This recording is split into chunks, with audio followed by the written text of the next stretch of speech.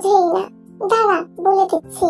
এই না আপু, প্লিজ বলো না। ততক্ষণে তে এসে সোফায় বসতে বসতে বলল, কি হয়েছে আপু? তে, তোমাকে আজ অনেক সুন্দর লাগছে, মাশাআল্লাহ। সাবধানে থেকো, তোমাকে দেখে কারোর হার্ট অ্যাটাক না হয়ে যায়। তোমরা বসো, আমি নাস্তা নিয়ে আসি।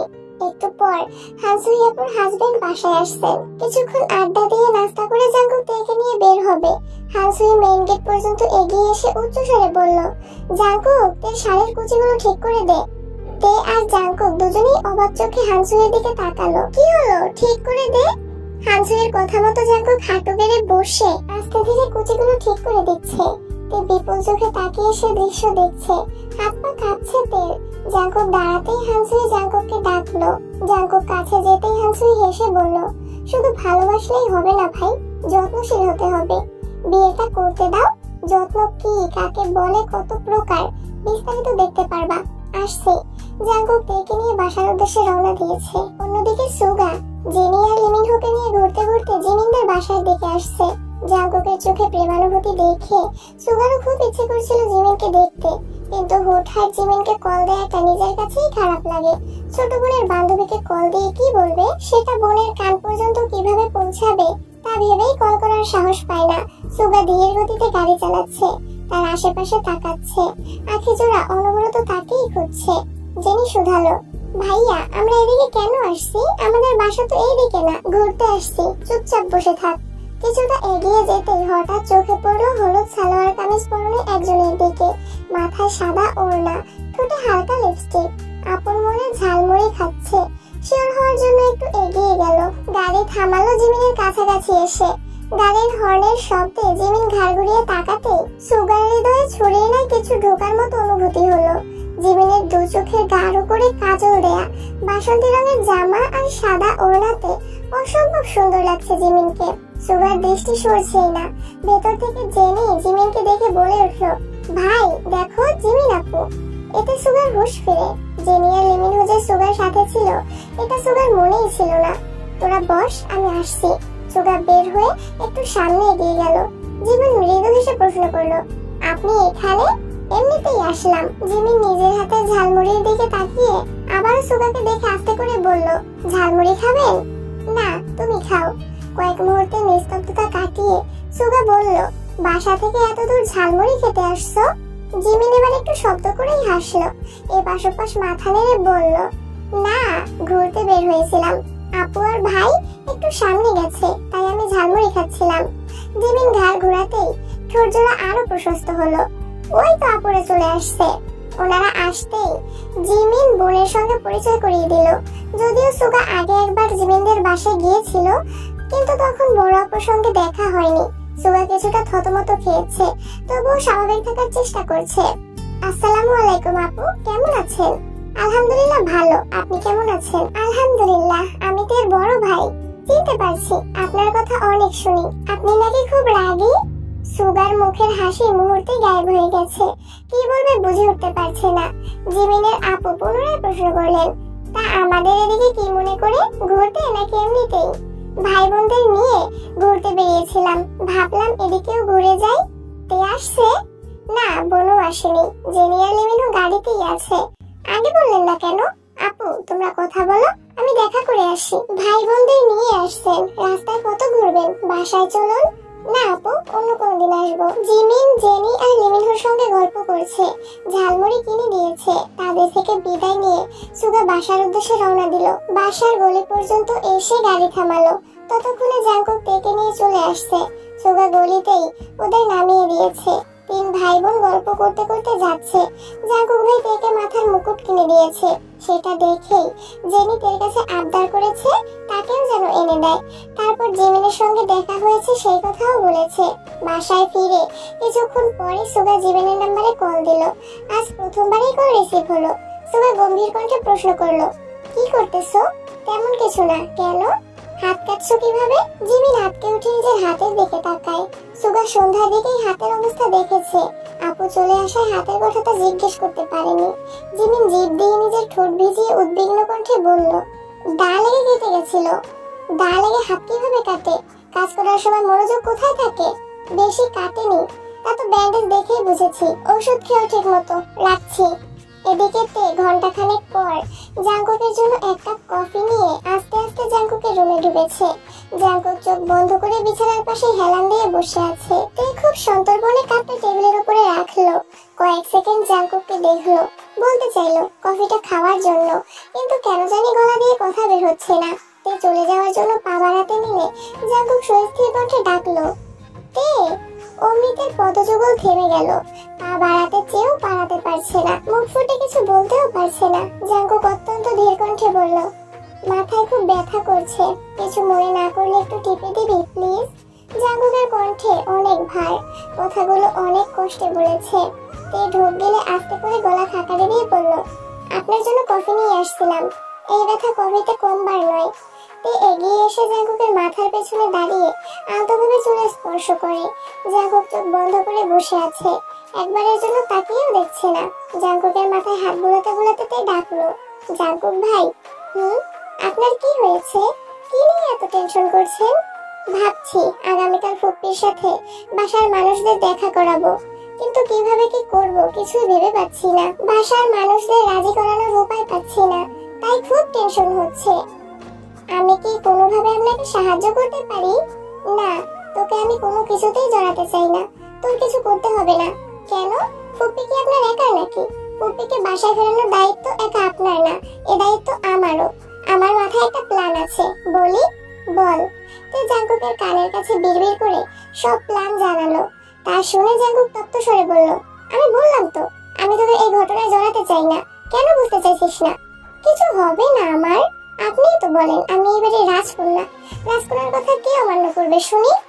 তোকে কিছু বলতে হবে না, আমি বড় আব্বু আর আব্বুকে রাজি করাতে পারবো, আপনি এত ভয় পাবেন না।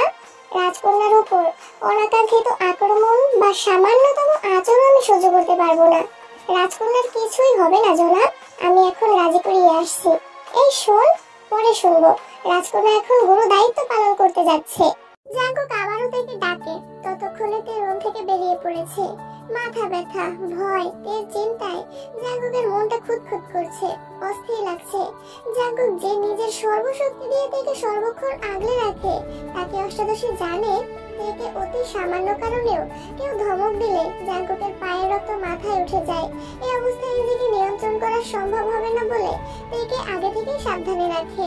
এর সারা শব্দ নেই। জাঙ্কুক বুঝতে পারে একে থামানো সম্ভব না। গত 2 রাত নির্ঘুম কাটিয়েছে, প্রচন্ড মাথা ব্যথা সত্ত্বেও জাঙ্কুক উঠে ব্যালকনিতে আসলো। ততক্ষণে তে নিচে চলে গেছে।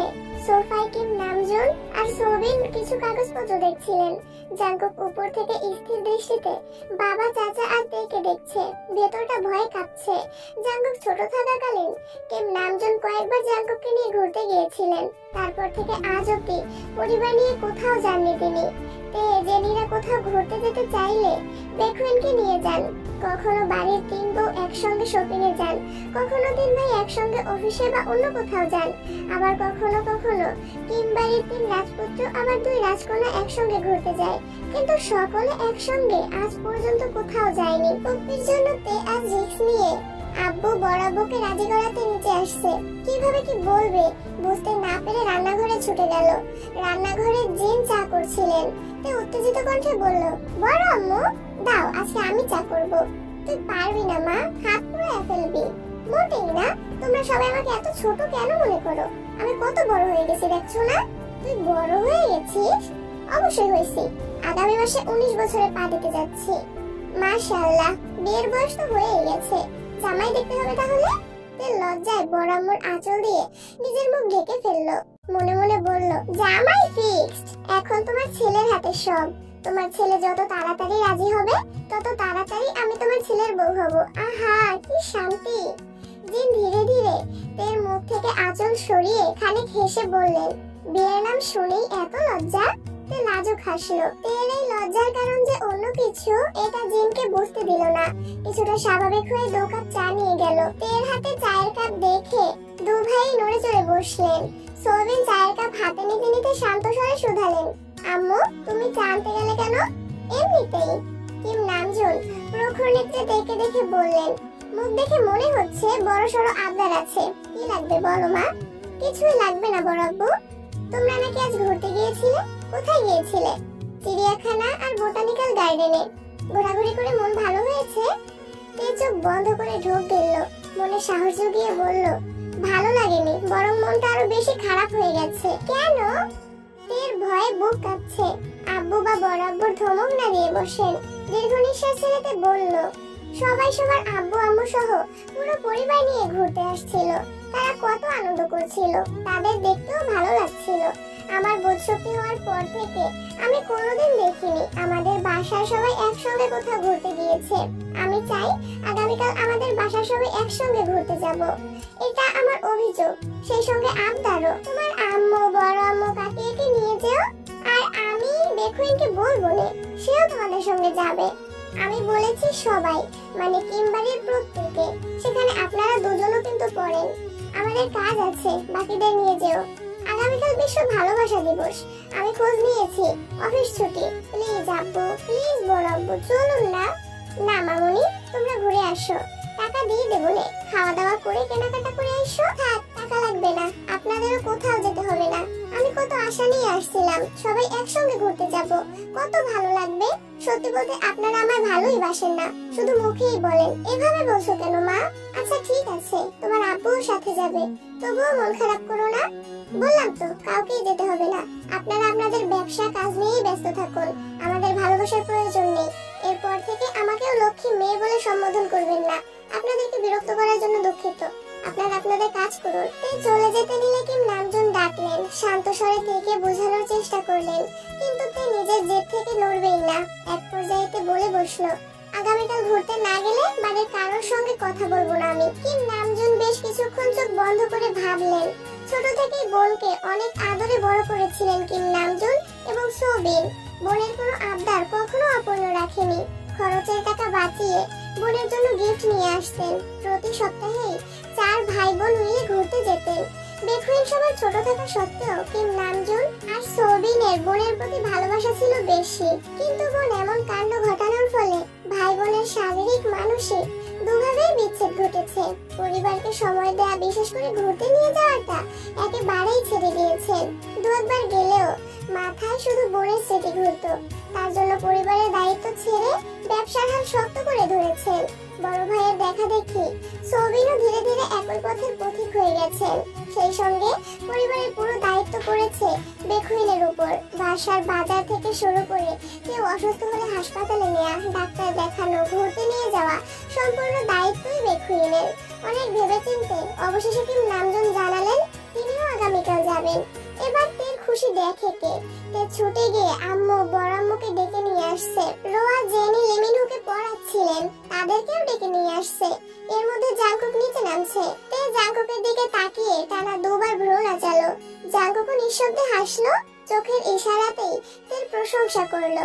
জাংকুক নামতেই সোবেন জিজ্ঞেস করলেন, আগামীকালকে তুমি ফ্রি আছো?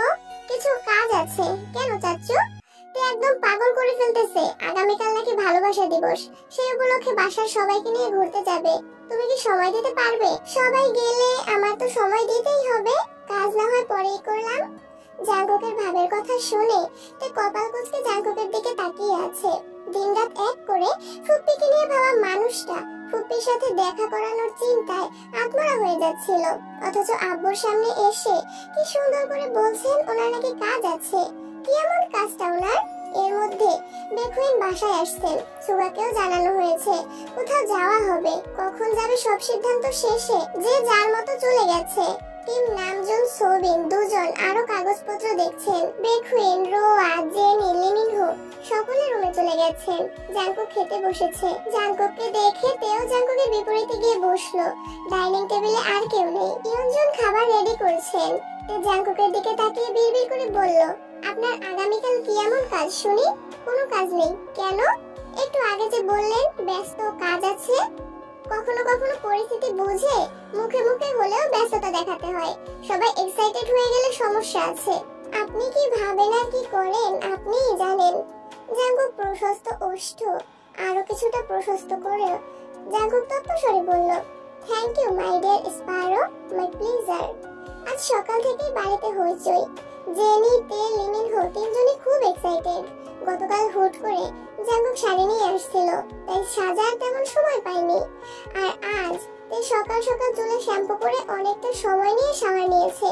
ভেজা চুল ছেড়ে সারা বাড়ি ঘুরছে।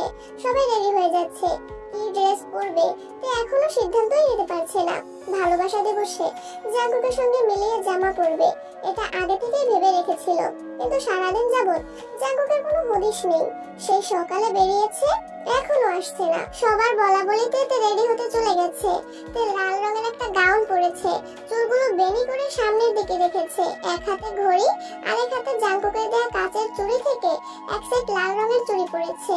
আজ কানে বড় দুল দিয়েছে, ঠোঁটে লাল টকটকে লিপস্টিক, চোখে আইলাইনারের সাথে হালকা করে কাজল দেয়া। আগেতে গাঢ় করে কাজল দিত, কিন্তু জাঙ্কুকের ভয়ে এখন কাজল দেয়া ছেড়েই দিয়েছে। হঠাৎ হঠাৎ হালকা করে একটু একটু দেয়। তে রেডি হয়ে সোফায় বসে ফোন চাপছিল। এর মধ্যে জাঙ্কুক বাসায় আসছে। আর চোখে তেকে খানিকক্ষণ দেখে দ্রুত রুমে চলে গেল। 20 মিনিটের মধ্যেই শাওয়ার নিয়ে একেবারে রেডি হয়ে নেমে পড়েছে। আজকেও পাঞ্জাবি পরেছে। জাঙ্কুকের পাঞ্জাবিটা বেশ কয়েকটা রঙের কম্বিনেশনে তৈরি, তবে সেটাতে লাল রং একটু বেশিই ভাসছে। এর ইচ্ছে পূরণ হয়েছে দেখে মাথা নিচে করে মুচকি হাসলো। জাঙ্কুক বাসা থেকে বেরিয়ে যাচ্ছে, পেছন পেছন তেও ছুটলো। তেকে ছুটতে দেখে জাঙ্কুক থমকে দাঁড়ালো। তের কাছে আসতে শান্ত স্বরে বলল, ওখানে একদম শান্ত থাকবি।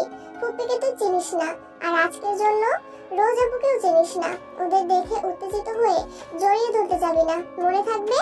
আচ্ছা ঠিক আছে, কিন্তু আপনি সকাল থেকে কোথায় ছিলেন?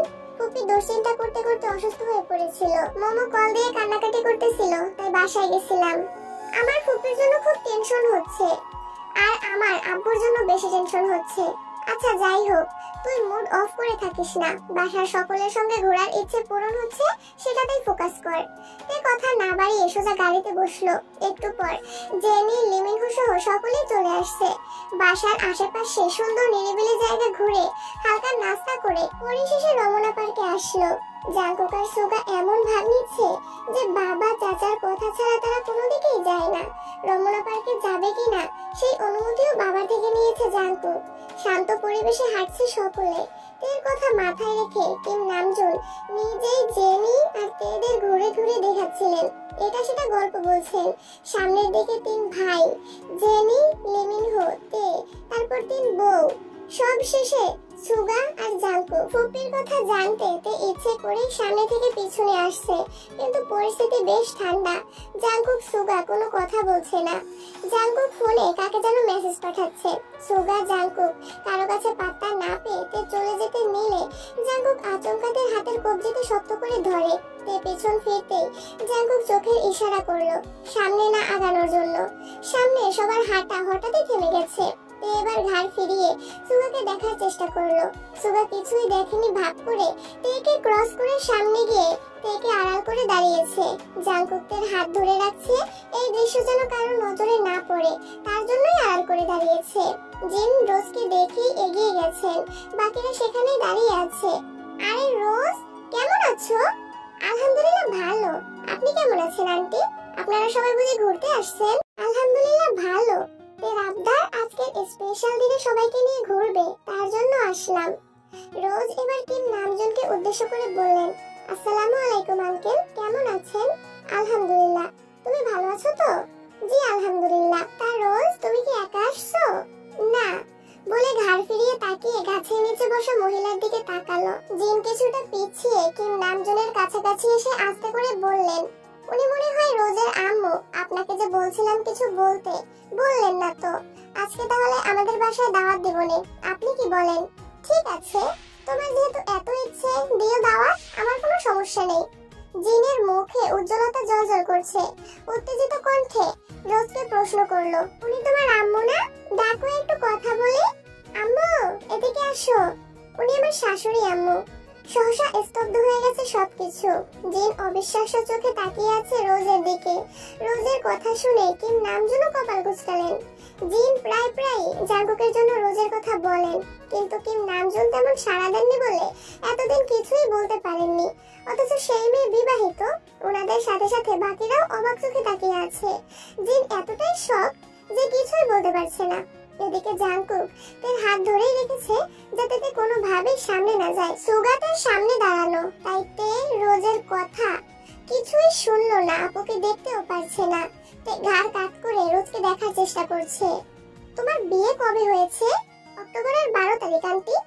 জিন এবার দ্বিতীয়বারের মতো আশ্চর্য হলেন। আজ ফেব্রুয়ারির 14, মানে 4 মাসের উপরে হয়ে গেছে রোজের বিয়ে হয়েছে, অথচ উনি তাকে ছেলের বউ বানাতে চেয়েছিলেন। আমাদের বললে না তো? আসলে আন্টি, হুট করে বিয়ের দিন তারিখ ঠিক হয়েছিল, আর ওরকম প্রোগ্রামও করা হয়নি, তার জন্য বলা হয়নি আর কি। তা তোমার হাজবেন্ড কি করে? জবের জন্য আপাতত দেশের বাইরে আছেন, দোয়া করবেন আমাদের জন্য। আমানিল্লাহ, স্বামী সংসার নিয়ে সুখে থেকো। জিনের মুখ একদম ফ্যাকাশে হয়ে গেছে। রোজকে দেখে যতটা উত্তেজিত ছিল, এখন ঠিক ততটাই নিরুদ্বেগ। কোমল দৃষ্টিতে রোজের দিকে তাকিয়ে আছে। কি হলো আম্মু, আসো। এবার মহিলা উঠলেন, মাথায় ওড়না দেয়া, মাথা নিচু করে এগিয়ে এসে ভরাট ও শীতল কণ্ঠে বললেন, আসসালামু আলাইকুম। আস্তে আস্তে করে সকলেই সালামের উত্তর দিয়ে তাকালেন সেই মহিলার দিকে। মহিলা মুখ তুলে তাকাতেই চোখাচোখি হলো কিম নামজনের সাথে, পাশে তাকাতেই সোবিন। প্রকৃতি যেন থমকে গেছে, মুহূর্তে নিস্তব্ধতায় ছেয়ে গেছে সবকিছু। তেহি দৃষ্টি একে একে সকলকে দেখছে। জিন, বেখুইন, পেছনে ইয়ঞ্জন আর রোয়াকেও এক পলক দেখে নিলেন। জাঙ্কুকের হাতে থাকাতে ছোট্ট হাতটা থরথর করে কাঁপছে, ভয়ে বুকের ভেতর হৃৎপিণ্ড ছুটছে এদিক সেদিক, হাত পা ঠান্ডা হয়ে আসছে। 28 বছর পর মুখোমুখি হয়েছে ভাই বোন, কি হতে চলেছে ভেবে তের শরীর ঘামতে শুরু করেছে। জাঙ্কুক 2 কদম এগিয়ে তের পাশে দাঁড়ালো। তের হাত ছাড়তেই তে ব্যালেন্স হারিয়ে পড়তে দিলে জাঙ্কুক তৎক্ষণাৎ ডান হাত দিয়ে তের কনুই সহ এর উপরের অংশ চেপে ধরলো। তে আর চোখে জাঙ্কুকের দিকে তাকাতেই জাঙ্কুক মলিন হেসে প্রখর তপ্তস্বরে বলল, হেই রিল্যাক্স, কিচ্ছু হয়নি। তে শীতল চোখে জাঙ্কুকের মুখের পানে তাকিয়ে আছে, কপালের ঘাম বেয়ে বেয়ে নিচে পড়ছে। দুশ্চিন্তায় দুধের ন্যায় মুখবিবর রক্তাভ হয়ে গেছে। তে অল্পতে ইমোশনাল হয়ে যায়, পরিস্থিতি সামলানোর আগেই ভেঙে পড়ে। জাঙ্কুক পকেট থেকে রুমাল বের করে আলতোভাবে তার কপাল, নাক, থুতনি মুছতে মুছতে বলল, এই পাগল, এত টেনশন কিসের তোর? আমি আছি তো নাকি? জাঙ্কুক তের মাথায় হাত বুলাতে বুলাতে ধীর কণ্ঠে বুঝাচ্ছে। তেও শান্ত মেয়ের মতো জাঙ্কুকের কথা শুনছে। এদিকে তেহির দিকে এক দৃষ্টিতে তাকিয়ে আছে সকলেই। 28 বছর পর কাউকে হুট করে দেখলে কখনোই চেনা সম্ভব না। বেশ কিছুক্ষণ পর বেখুইন শ্বাস ছেড়ে গভীর কণ্ঠে বললেন, আপা। জেনি লেমিনহো একবার আব্বুর মুখের দিকে তাকাচ্ছে, আবার মহিলাকে দেখছে, আবার ঘাড় ফিরিয়ে বাকিদেরও দেখছে। ইয়ঞ্জন আর রোয়া তেহিকে বাস্তবে দেখেনি, 2-1 শুধু ছবিই দেখেছিল, তাই তেমন চেনে না। তুই? জিন এখনো নিশ্চুপ, রোজের বিষয়টাতেই এখনো স্বাভাবিক হতে পারছেন না। তার উপর এত বছর পর ননদের সাথে দেখা, সবকিছু মাথার উপর দিয়ে যাচ্ছে ওনার। এদিকে কিম নামজুনও পাথরের ন্যায় দাঁড়িয়ে আছেন। জেনি আর লিমিনহো দুজনে বেশ কিছুক্ষণ মুখ চাওয়াচাই করে অবশেষে আব্বুকে প্রশ্ন করলো, আব্বু, উনি কে? বেখুইন উত্তর দিতে পারছে না। নিজের সন্তানের সামনে বোনকে কি বলে পরিচয় দিবেন সেটাও বুঝতে পারছেন না। বেখুইন অসহায়ের মতো তাকিয়ে আছে সোবিনের দিকে। জেনি একবার প্রশ্ন করে থেমে গেলেও লিমিনহো বারবার প্রশ্ন করেই যাচ্ছে, কেউ কোনো উত্তর দিচ্ছে না। দীর্ঘ সময় নীরবতা ভেঙে তেহি জিজ্ঞেস করলেন, কেমন আছো ভাইজান? একমাত্র বোনের মুখে ভাইজান ডাক শুনে তিন নামজনের বুকটা কেঁপে উঠল। ঢোক গিলে অনুষ্ণ স্বরে বললেন, আলহামদুলিল্লাহ। স্নিগ্ধ শীতল পরিবেশ, পাখিদের কিচিরমিচির শব্দ ব্যতীত আর কোনো শব্দ নেই। কেউ কোনো কথা বলছে না, আবার জায়গা থেকে নড়ছেও না। লিমিনহো কিছুক্ষণ থেমে থেমে আবার প্রশ্ন করে। তেহি পরিচয় জানতে চায়, কিন্তু কেউ বলে না। রোজ সশরীরে এতক্ষণ উপস্থিত থাকলেও তার মনোযোগ ছিল ফোনে। বোগাম কল দেয়, ফোন নিয়ে একটু দূরে চলে গিয়েছিল। কথা শেষ করে এগিয়ে আসতে আসতে স্বাভাবিক কণ্ঠে বলল, আম্মু, কথা শেষ হয়নি, চলো বাসায় যাই। কিন্তু তেহি কান্না গলায় আটকে আসছে। এত বছর পর ভাইদের স্বচক্ষে দেখছেন, ঠিক মতো কথাও বলতে পারছেন না। আসছি ভাইজান। তেহি রোজের পাশে হেঁটে যাচ্ছেন, প্রত্যেকেই সেদিকে তাকিয়ে আছে। প্রত্যেকটা সদস্যের ভিতরে ঘুরে শুধু দীর্ঘশ্বাস বেরিয়ে আসছে। তিন নামজন, সোবিন সহ সকলেই আজ কঠিন সত্যের মুখোমুখি হয়েছে। সন্তানদের প্রশ্নের উত্তরে না পারছে সত্যি বলতে, আর না পারছে এড়িয়ে যেতে। তে জাঙ্কুকের দিকে তাকিয়ে ভ্রু কুঁচকালো। জাঙ্কুক নিঃশব্দে ডান ভ্রু উঠাতেই তে বিড়বিড় করে বলল, ফুপি চলে গেল কেন? আমিই বলেছি যেতে। কেন? আবেগ, অনুভূতি, ভালোবাসা 28 বছর যাবৎ চাপা পড়ে কঠিন পাথরের রূপ নিয়েছে। সেই পাথর 5-10 মিনিটে গলবে না, তার জন্য পর্যাপ্ত সময় লাগবে। স্তব্ধ পরিবেশ, স্তব্ধ রেখেই সকলে বাসায় ফিরে আসছে। কারো মুখে কোনো কথা নেই। বাসায় আজ রান্না নেই, খাওয়া দাওয়া নেই। লিমিনহো আর জেনিও আজ তারা করছে। তিন ভাইয়ের মনে কি চলছে কে জানে। তিনজনের রুমে বসে আছে, কি ভাবছে কে জানে। সুগা বাসায় ফিরে আবার বেরিয়েছে। টুকিটাকি কাজ ছিল, সেগুলো শেষ করে জিমিনদের এলাকায় আসছে। কিন্তু জিমিনের কোনো হদিশ নেই। আজকের স্পেশাল দিনে জিমিনের দেখা পাবে না ভাবতেই ভেতরটা মোচড় দিয়ে ওঠে। সন্ধ্যার পর হয়ে গেছে, জিমিনের বের হওয়ার কোনো সম্ভাবনা নেই। কিন্তু সুগার মন যেতেই চাইছে না। প্রায় 1 ঘন্টা অপেক্ষা করে সুগা জিমিনকে কল দিল। জিমিন কল রিসিভ করতেই সুগা বলল, এই মেয়ে কোথায় আছো? সুগার ধমকে স্বরে বলা কথাতে জিমিন না চাইতেও কেঁপে ওঠে। সদ্য ঘুম থেকে ওঠা মেয়েটা নরম স্বরে উত্তর দেয়, বাসায়। কেন? আমি তোমাদের বাসার গলির সামনে দাঁড়িয়ে আছি, তাড়াতাড়ি আসো। মানে? আসতে বলছি, আসো বলে সুগা কল কেটে দিয়েছে। জিমিন শোয়া থেকে উঠে বসে ফোনের নাম্বারটা আবারও চেক করে। সত্যি সত্যি সুগা ভাই, কিন্তু উনি হঠাৎ এখানে এসে কল কেন দিবেন এটাই ভেবে পাচ্ছে না জিমিন। চোখে মুখে অল্প একটু পানি ছিটিয়ে টাওয়াল দিয়ে মুছলো কিনা ছুটে গেল নিচে। সদ্য ঘুম থেকে ওঠায় চুলের অবস্থাও নাজেহাল, কিন্তু আশ্রানোর সময় নেই। নিচে জিমিনের ভাই টিভি দেখছিল। জিমিনকে ছুটতে দেখে শুধায়, ছোট আপু পাগলের মতো কোথায় যাচ্ছিস? সামনেই। কি হয়েছে আমায় বল। কিছুই হয়নি, তুই টিভি দেখ বলেই জিমিন দৌড়ে বেরিয়ে গেছে। গোলের ঠিক সামনেই সুগা দাঁড়িয়ে আছে। সুগাকে দেখা মাত্র দৌড়ের গতি কমে গেছে, ধীর গতিতে এগিয়ে গেল। গলায় ওড়না পেঁচানো, চুল অগোছালো, মুখ মলিন হয়ে আছে। সুগা কপাল গুটিয়ে সূক্ষ্ম নেত্রে জিমিনকে নিরীক্ষণ করলো। জিমিন কিছু বলার আগেই সুগা ভারী কণ্ঠে বলল, সন্ধ্যাবেলা চুল ছেড়ে বের হয়েছো কেন? আর চুলের এ দশা কেন? মাথায় ওড়না দাও। জিমিন মাথায় ওড়না দিতে দিতে নির্বেক কণ্ঠে জানালো, ঘুমাইছিলাম। অসময়ে ঘুমাও কেন? সন্ধ্যাবেলা ঘুমাতে নেই, তুমি জানো না? জানি, ঘুম পাচ্ছিল তাই। হাতের কি অবস্থা দেখি। জিমিন আস্তে আস্তে করে হাত বাড়ালো, ব্যান্ডেজ খুলে ফেলেছে। সুগা জিমিনের হাত ধরে ফোনের আলো দিয়ে আলতোভাবে হাতটা দেখলো, তারপর ধীর কণ্ঠে বলল, দেখে শুনে কাজ করতে পারো না? কিছু ঔষধ জিমিনের হাতে দিয়ে বলল, এই ওষুধগুলো ঠিক মতো খেও, তাড়াতাড়ি ঠিক হয়ে যাবে। গতকালই নিয়ে আসতাম, কিন্তু জরুরি কাজে বের হয়েছিলাম, আর এত রাতে বের হতে পারবে না তাই আসিনি। আমি ওষুধ খাচ্ছি, আজ থেকে এগুলো খাবা। আন্দাজে আনিনি, ডাক্তারের সাথে কথা বলেই নিয়ে আসছি। এটুকু বিশ্বাস রাখতে পারো। বিশ্বাসের কথা আসছে কোথা থেকে? আমি বলছিলাম, আর কিছু বলতে হবে না, খাবারগুলো খেয়ে নিও। নাও। এত কিছু কেন আনছেন? এসবের কোনো দরকার ছিল না। তাহলে কি দরকার বলো, এনে দিয়ে যাচ্ছি। আল্লাহ, কিছুই দরকার নাই আমার। তুই কোথায়? বাসায়। কল দিলে কল ধরে না, একটু বলে দিবেন প্লিজ। বোন একটু টেনশনে আছে, টেনশন ফ্রি হলে নিজেই কল দিবে। কি হয়েছে? তেমন কিছু না, বাসায় একটু সমস্যা চলতেছে। জানোই তো, বোনু অল্পতেই হাইপার হয়ে যায়, এই আর কি। জিমিনের মাথায় জাঙ্কুক ভাইয়ের কথা ঘুরছে। বাসায় আর কোনো সমস্যার কথাও জিমিনের মাথায় আসছে না। তবে কি জাঙ্কুক ভাইয়ের সঙ্গে সমস্যা হয়েছে?